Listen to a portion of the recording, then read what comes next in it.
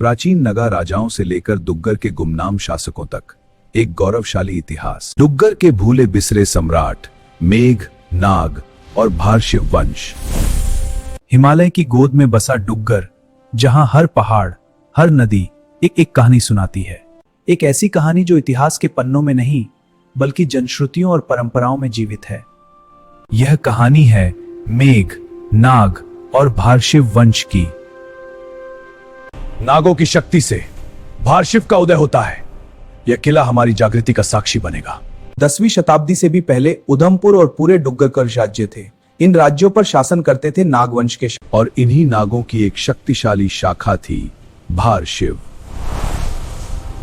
आज भी उधमपुर के पवित्र शुद्ध महादेव में एक ऐसा शासक जो 4वीं शताब्दी में इस भूमि पर राज करता था। तुम्हारी शक्ति समाप्त। देख अभी देखा हार गई।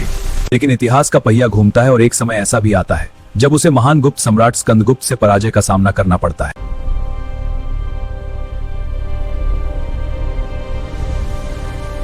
पराजय के बाद गणपति नाग का पुत्र गुह नाग अपनी राजधानी को पहाड़ों की ओर ले जाता है।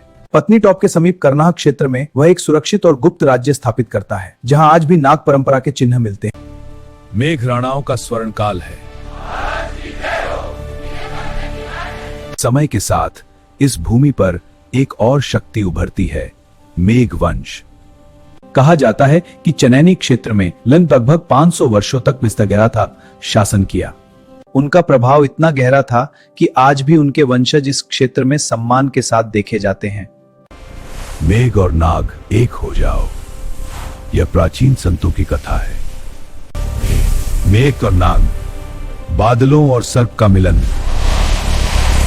जनश्रुतियां कहती हैं मेघ और नाग अलग नहीं थे बल्कि एक ही वंश के दो रूप थे। कई मेघ उपजातियां आज भी अपने गोत्र को नागों से जोड़ती हैं। जनश्रुतियां कहती हैं मेघ और नाग अलग नहीं थे बल्कि एक ही वंश के दो रूप थे। कई मेघ उपजातियां आज भी अपने गोत्र को नागों से जोड़ती हैं।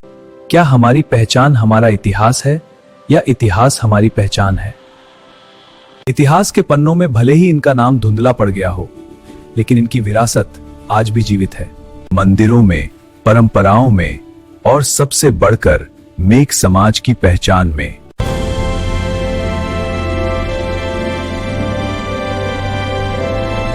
यह केवल अतीत की कहानी नहीं है, जिसे जानना और आगे बढ़ाना हम सबका कर्तव्य है। यह केवल अतीत की कहानी नहीं है, यह हमारी जड़ों की पहचान है, जिसे जानना।